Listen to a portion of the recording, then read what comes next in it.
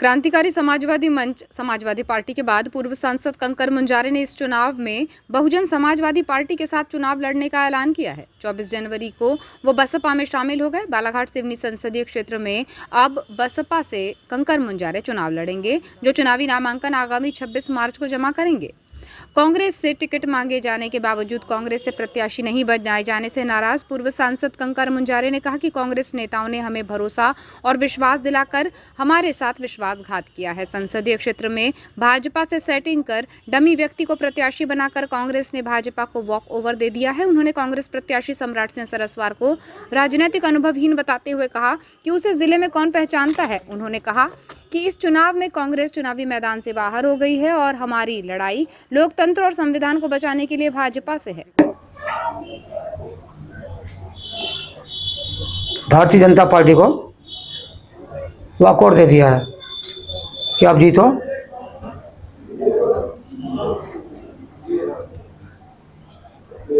तो कांग्रेस पार्टी का मैदान में एक तरह से ऐसा लग रहा है कि वो नहीं रहना जैसे हो गया है।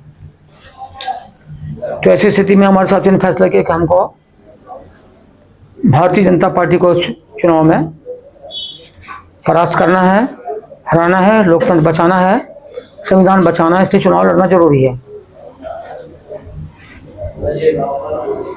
सब लोगों की राय हुई है कि चुनाव लड़ना है।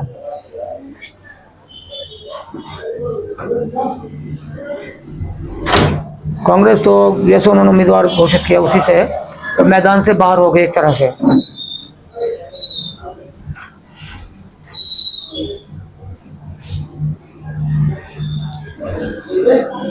हम लोगों ने अब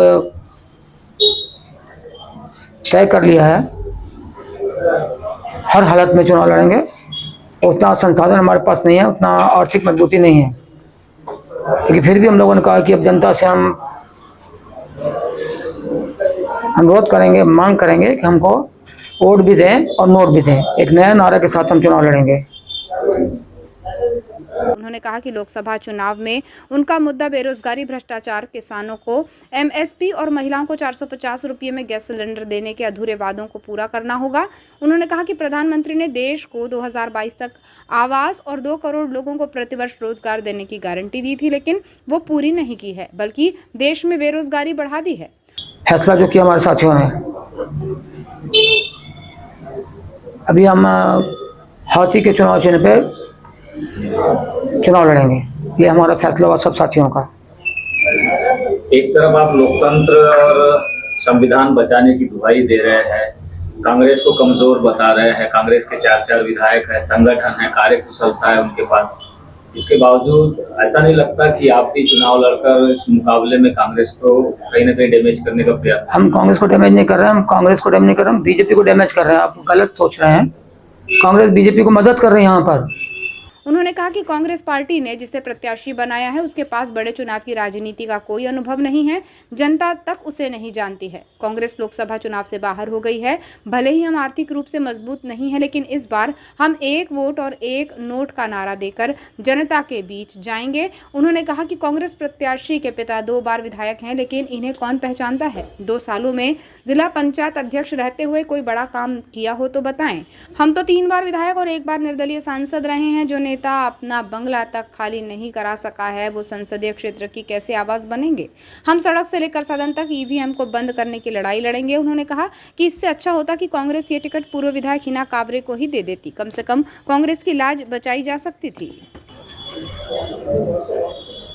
जो कांग्रेस को उम्मीदवार है, आपको मालूम है कैसा उम्मीदवार है वो? कोई पहचानता नहीं, कोई जानता नहीं है, राजनीति का अनुभव नहीं है, कुछ भी चीज नहीं है वहां पर। हम क्यों कांग्रेस को मदद करेंगे? हम क्यों कांग्रेस को हराने की बात? कांग्रेस तो कहीं है नहीं दौड़ में, उसको क्या हराएंगे? पहले से कांग्रेस 6 बार हार चुकी है, उसे क्या हराएंगे हम? हराना चाहते हैं भारतीय जनता पार्टी को। कौन ज्यादा पावरफुल है, कौन ज्यादा मजबूत था? कांग्रेस पार्टी को क्या करना था? इसका मतलब कांग्रेस पार्टी ने सेटिंग करके बीजेपी के झोली में सिर्फ डालने की कोशिश की है। सेटिंग करके, साठ गांठ करके, ऐसा लगता है, ऐसा प्रतीत होता है। नहीं तो क्या वजह है? वजह क्या है?